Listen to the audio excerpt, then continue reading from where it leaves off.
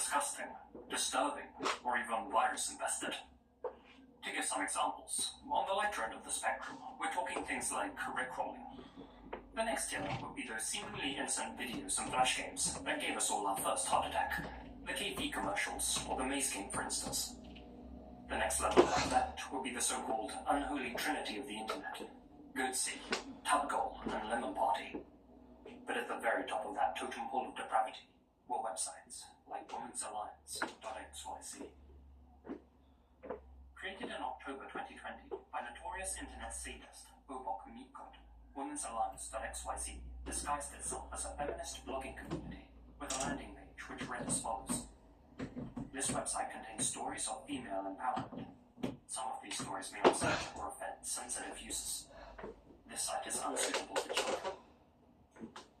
The moment users entered the site, their screens would forcibly switch to full screen mode. What followed was a grotesque video montage of women being tortured, mutilated, injected with various diseases, and literally slaughtered. In some of the most graphic scenes, maggots could be seen crawling out of their orifices, all while royal whistles and Pretty Woman rang out on full blast in the background, a song no doubt chosen to mock the victims featured in the clips. Any attempt to leave the site would only reset the full screen function, and pressing any key on the keyboard would trigger a pin prompt asking if the user really wanted to leave the site. Clicking OK would result in a barrage of alert boxes containing misogynistic threats backed by high-pitched static. It even read reports that the site automatically turned each visitor's computer volume up to max. I'm not actually sure if that's possible for websites to do these days. Still, if it did, then RIP to all the headphone users, I guess. The most popular soapbox Aftershock site, Kekma, which honestly could be its own entry in the future video, womensalliance.xyz still garnered plenty of traffic through word of mouth, particularly on Discord servers, where morbid pranksters spammed the link and baited many unsuspecting victims. In Ovok's words, he created womensalliance.xyz due to the lack of shop sites in the modern internet era. He's since defended his creation, saying he gave all of his visitors a chance to turn back before clicking enter, and that although he could have infected their devices with malware, he chose not to. Most who fell for his trap are understandably less than forgiving though, given that many of those video clips remain seared into their minds to this day. womensalliance.xyz has since been taken down. Though archive links to it do still exist, I strongly advise you don't go searching for them. Trust me, some things are better left unseen.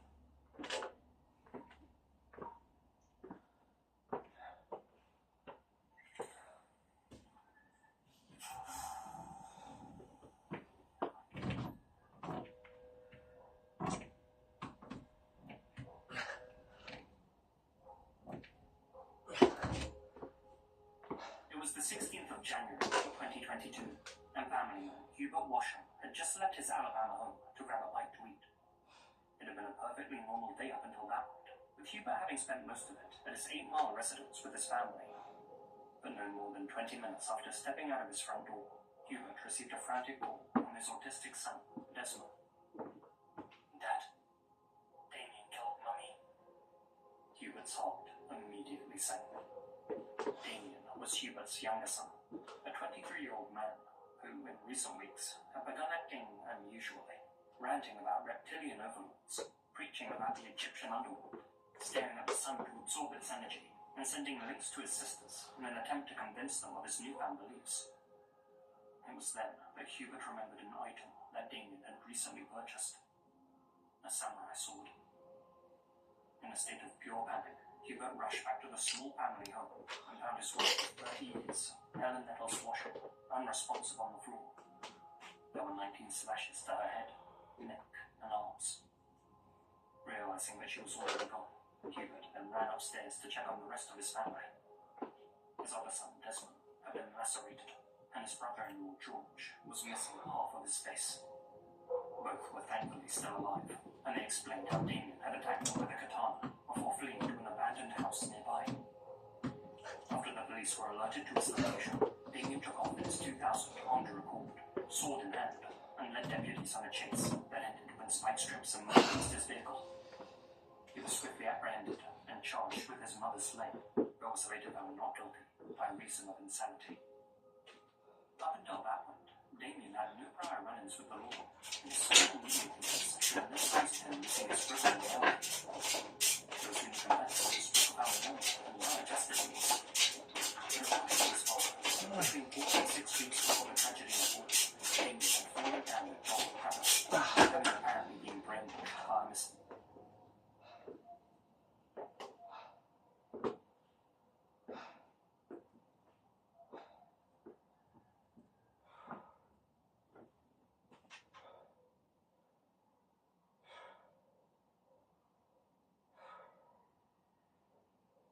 mysterious online group that he had encountered in a Call of Duty lobby. He had started listening to some crazy group of people, like a cult or something. They weren't actually friends out there. Then all of a sudden, they started acting paranoid.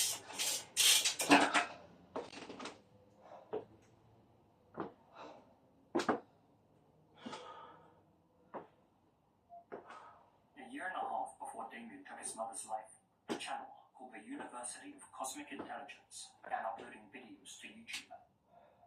The man behind the account was Rashad Jamal White, an Atlanta-based rapper with convictions for battery, strangulation, and suffocation. He also previously been charged in connection with a murder but wasn't convicted. By late 2020, Rashad had turned over a new leaf and decided that rather than take from society, he was going to give back to it. And what he had to offer was his godly whisper. Going by his New Age name, Divine Insight, the self-proclaimed prophet used his platform to wax lyrical about mysticism and conspiracy theories, warning his followers of government plots to control them. Among other things, Rashad alleges that NBA players are synthetic robots, that robots are targets to alternate dimensions, that human bodies are cells injected with nanobot technology at birth, that robots are actually drones used to spy on citizens, that the Mississippi River is actually the Nile, that ancient Egyptian gods were actually aliens who once walked the earth, that the sun is the source of all human energy, and that clouds are government tools used to block its power, keeping people weak and obedient. The crux of Rashad's philosophy, however, hinges on race.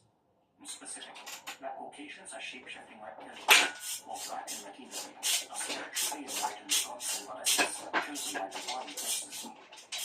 He was preached about how their blue-skinned ancestors had once wielded immense spiritual power before, quote, losing their frequency and being subjugated. Despite being as convincing as a Zuckerberg smile, the teachings of cosmic... In the year 1552, one of the largest ships in the world at the time was traveling around the southern tip of Africa with over 600 people aboard. Before it made it, though, several violent storms forced them to abandon ship off the coast of South Africa. More than 500 survivors were forced to make the brutal trek of hundreds of miles to the new settlement. During this, they battled hunger, dehydration, and worst of all, the people they encountered along the way. In the end, they never made their destination. Instead, they ended somewhere far, far worse. As always, your discretion is advised. 9, 10, 1, The spice trade is one of the earliest and most important trade routes in human history, and is thought to date all the way back to the 1100s of the 10th millennium BC. From that point and through the first 180, spices that were left in Asia didn't have terribly good because they were transported mostly by land to as far away as northern Africa. However, by the 15th century, transportation options were rapidly shifting. As a result of more efficient routes, spices started to spread further and further. Once they got to Europe, to make Europeans marveled at spices like cinnamon, cardamom, ginger, pepper, and nutmeg into their food, and once they had a taste, they became insatiable. And at the time, the spice traders would travel overland up through the Persian Gulf to the Red Sea before traveling from Arabia, Egypt, and the Mediterranean. But this would change in the late 1400s when several Portuguese explorers discovered a route to the Indies around Africa. This discovery opened up a whole new world of trade, but unfortunately, it would be a violent one. As the Portuguese looked to introduce the trade, they quickly found that they were few resources or riches that Indian and Arabian traders were interested in. This was a huge impediment to their involvement. When they did, better weapons and ships, the Portuguese cut themselves into the spice trade by force. The ships traveling through the Indian Ocean from other countries were far better at transporting cargo efficiently, but the Europeans were well prepared to have been there, making cargo ships no match for them. The Portuguese really wanted to overpower rival ships when they seized the towns and colonies that existed. By 1540, the country was sending warships by the dozen to Cape of Good Hope, and we settled Africa all the way to the Indian Ocean. And despite losing massive area that was in March, little time in the spice trade was efficient, and well first Portugal ushered in a period of Portuguese domination. As the decade ended, the Portuguese grew greedier and greedier, and were constantly engineering bigger and bigger ships to transport more spices and furniture. Because the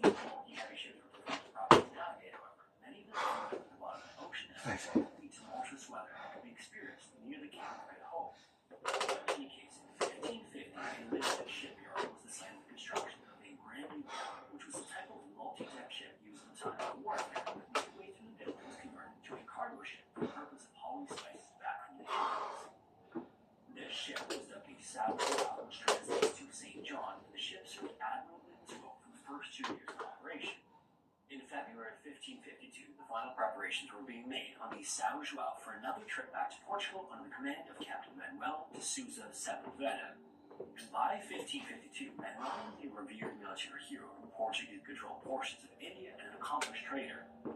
He was said to have come from a good family and was such an esteemed figure in Portuguese maritime history that he was issued control of the spice trade between the island of Dui on India's western coast and his home country. On February 3rd, the Sao Joao was finally ready to depart the city of Cochin, which today is known as Kochi, and Manuel put the ship on a southwestern course for Africa. Aboard the ship was a load of more than 1,300 tons of pepper, as well as various other spices, woods, medicines, and exotic goods. Additionally, the ship carried 600 people, which included Portuguese crewmen, passengers, and other people who were there against their will. Either way, this was an astounding capacity for ships at the time. Now, because of the raging war on the Malabar coast of India, there wasn't enough pepper for the ship to carry a full load of it. But nevertheless, the Sao Joao was still so heavy and this allowed for more room for other cargo. In fact, even prior to leaving Cochin, some of the crew expressed concerns with the weight of the ship, which made it dangerous in storms and a target for pirates. But Manuel would hear of it, and the Sao Joao departed on time as instructed by his captain. As is often the case in these stories, there was no reason for those on board to be leader of the weather, especially if months would drag on during the voyage back to Portugal. Going back and forth through the Indies, push ships right in the middle of potentially dangerous set of weather circumstances. Particularly around the Cape of Good Hope, the region experienced strong winds and rough seas, especially during winter. Captains sailing between India and Europe also had to carefully time their departures to account for the Indian Ocean monsoon season from May to September, when summer winds bring heavy rains. And although the Cape of Good Hope isn't directly affected by monsoons, careful planning was crucial to avoid the worst of both monsoon and the Cape's unpredictable storms. 2 months later, on April 13th, the Sao Joao crew spotted the coast of Africa for the first time on their return trip to Portugal, but the ship was already well behind schedule for several reasons. In addition to the heavy load it was carrying, the ship encountered some violent storms on its way toward Africa, which battered the ship and tore its sails. Unfortunately, these are the only sails on board, and we even have to make do with them, despite some of the damaged areas being little more than tatters flapping in the wind.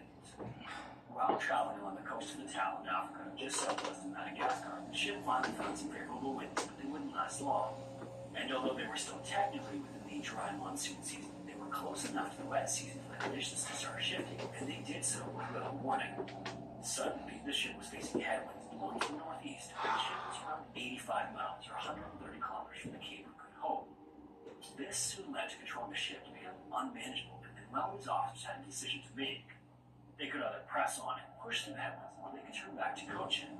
If they turned back, this would allow them to fix the sails that were beaten up by previous storms, but this would also send them back an entire season because they'd have to wait until the return of the dry monsoon season weather. Ultimately, they went with a third option and simply turned the ship so that these strong headwinds became tailwinds. But no matter what they decided, it was too late. A new, more violent storm was brewing that was about to be heading right for them, and there was no chance of running. This turn caused the ship to be battered by constantly shifting winds from the east and west, and turbulent seas were throwing so much water onto the ship that the threat of sinking was becoming all too real. Before long, the ship was in the midst of a severe thunderstorm, and maneuvering was almost impossible, because in addition to the ship's weight and the near destruction of the sails, it also had several disadvantages in these conditions. Throughout the early stages of the European spice trade, the French, English, and Dutch were focused on building ships that had greater stability, so they were set around set much lower than that of the Sao Joao. These ships had a lower deck and full gas, and also had a modern keel, which is essentially the back of the ship. And by constructing the ships this way, they would be much easier to control when conditions were nasty in the seas, no matter how heavy the sailing. The Portuguese, however, were much more focused on building ships that could bring back massive amounts of cargo. So the larger Portuguese ships, like the Sao Joao, were longer and more durable than those of their counterparts. They were also heavily gunned, which added more weight higher up in the ship's construction, and that made them more approach rocket.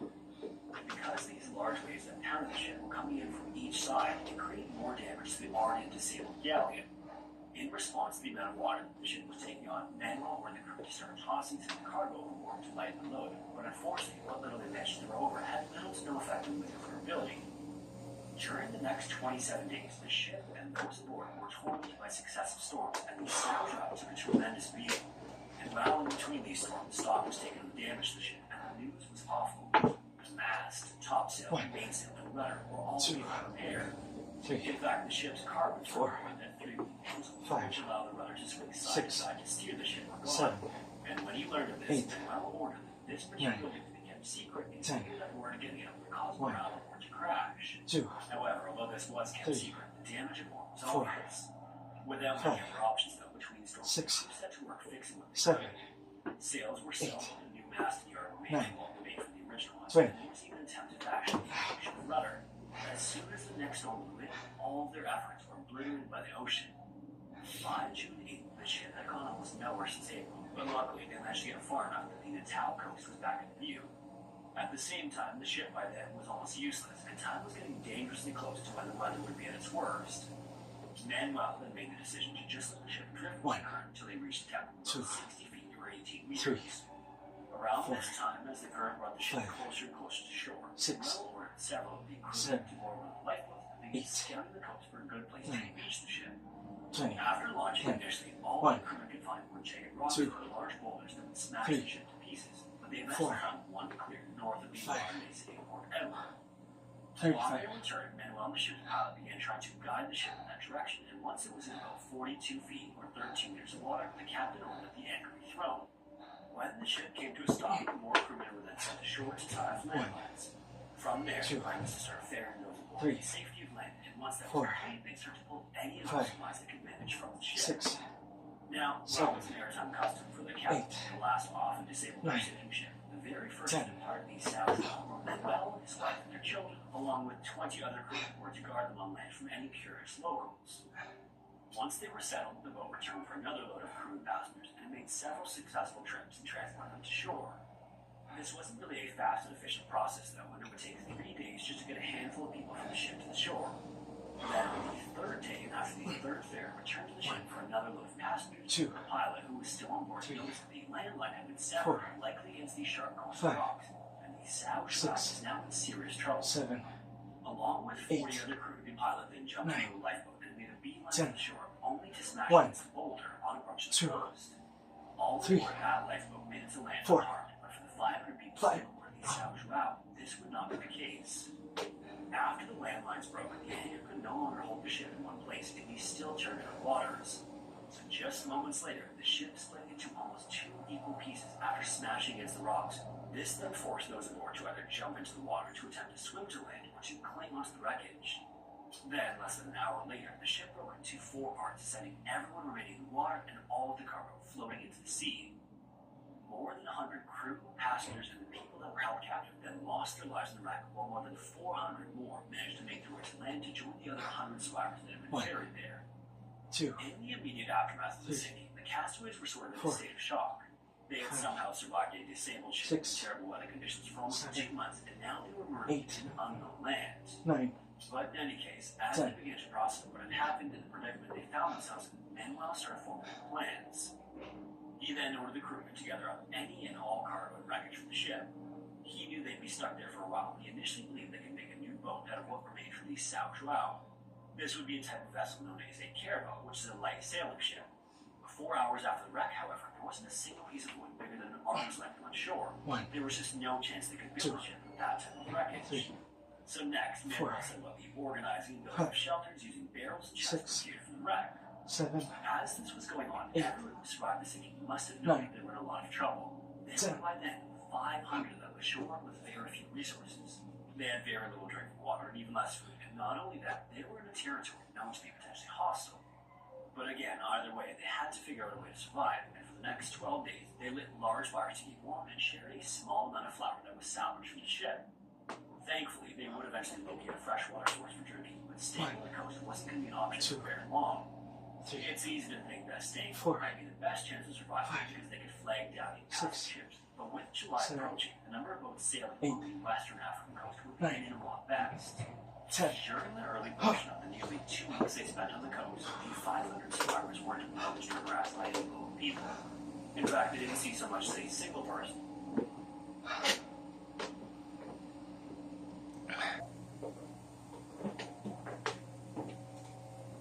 Until one day, some of the crewmen spotted a small group of locals that seemed to be leading a cow up on a hill.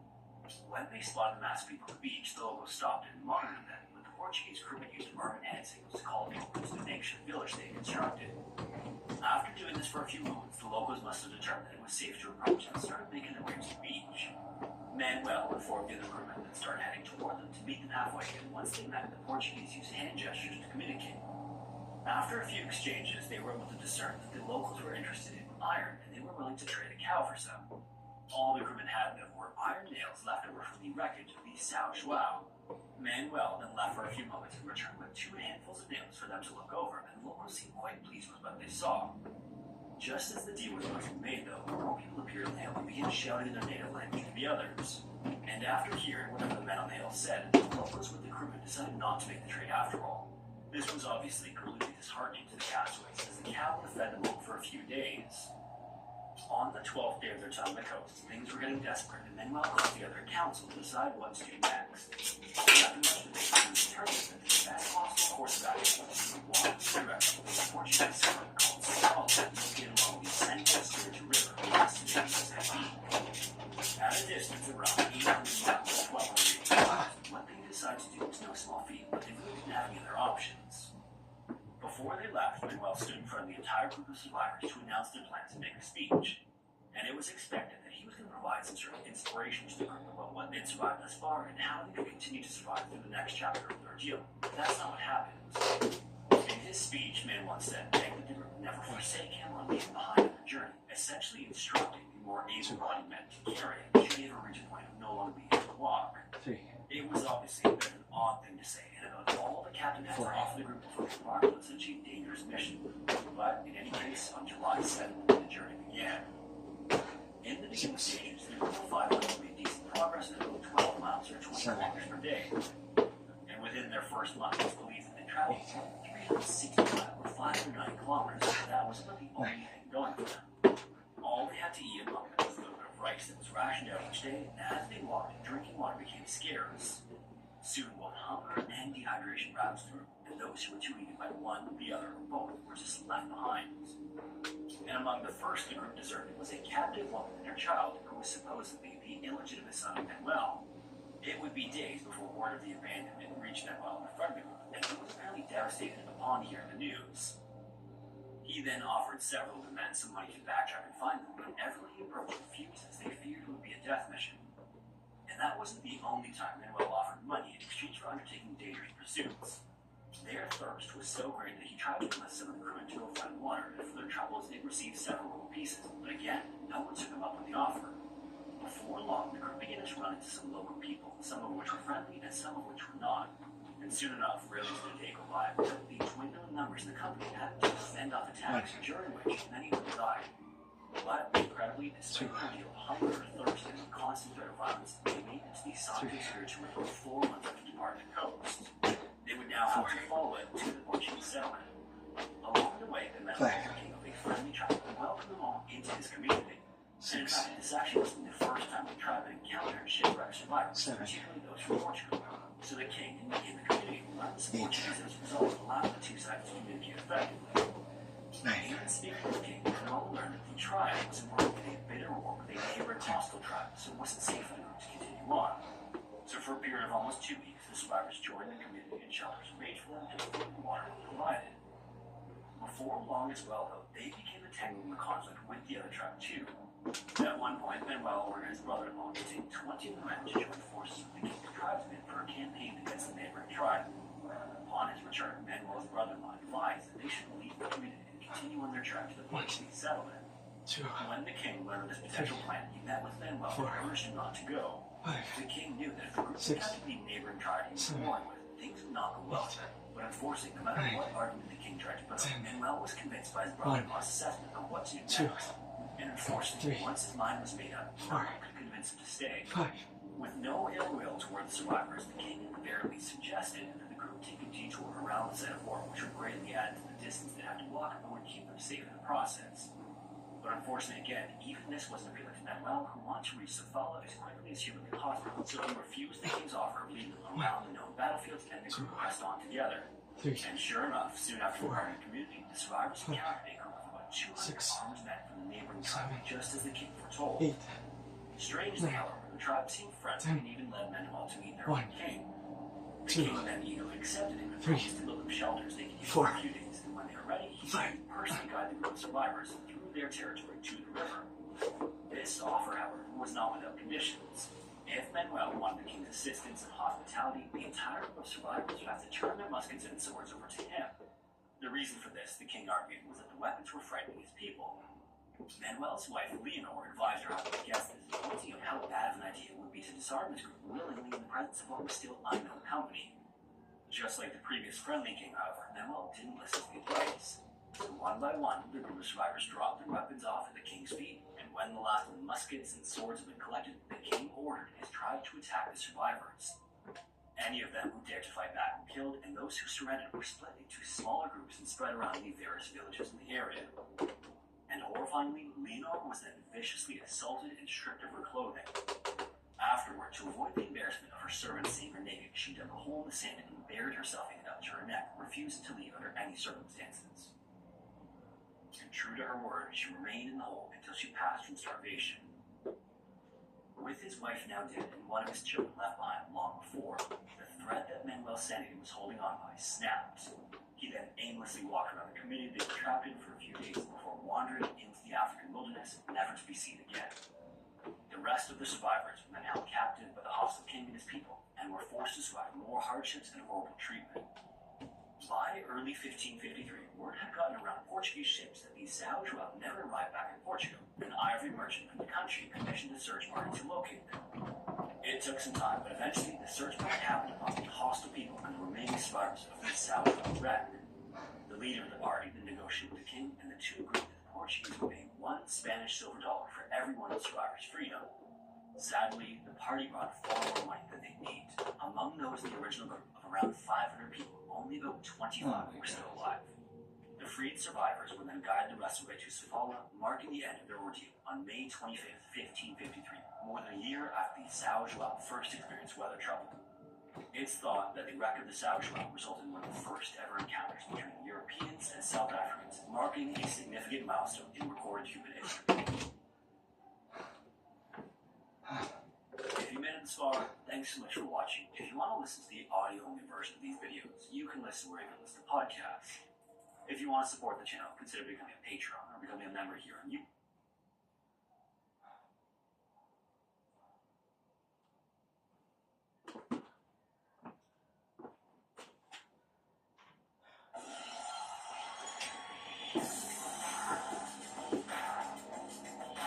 And I quickly realized that the vast majority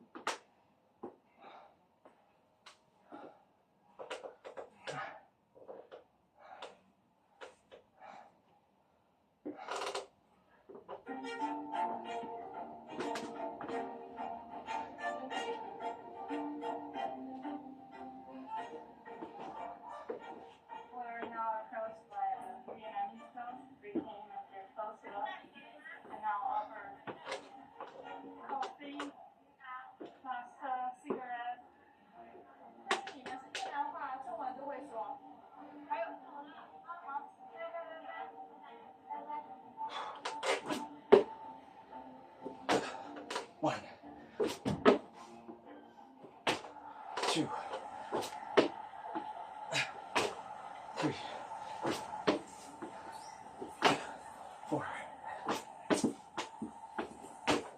five, six, seven, Good morning, everyone. Welcome back to the channel. eight, nine, 10, 1,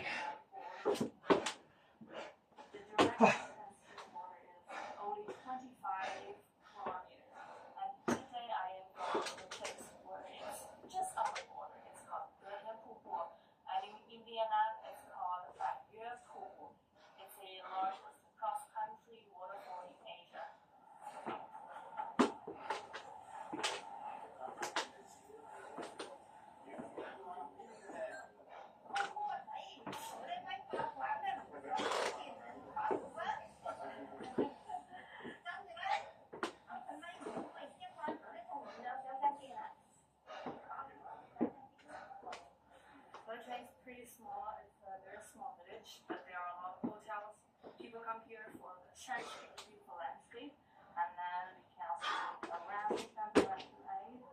They're the same, Three. but there's quality, 不是不一样，it's exactly like that. Not only in Yahoo English, this Five. concept is 6, 7, 8, 9, 10.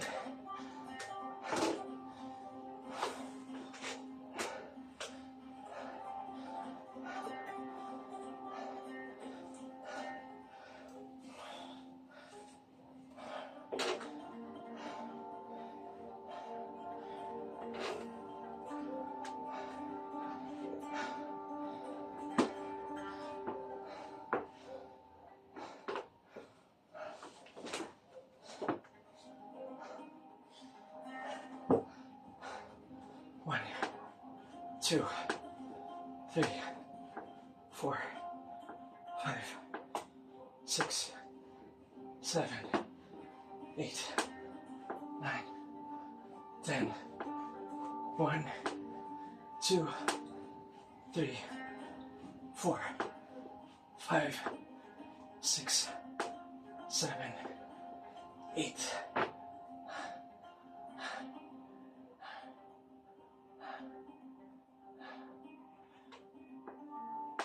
9, 10, 1, 2, 3, 4, 5, 6, 7,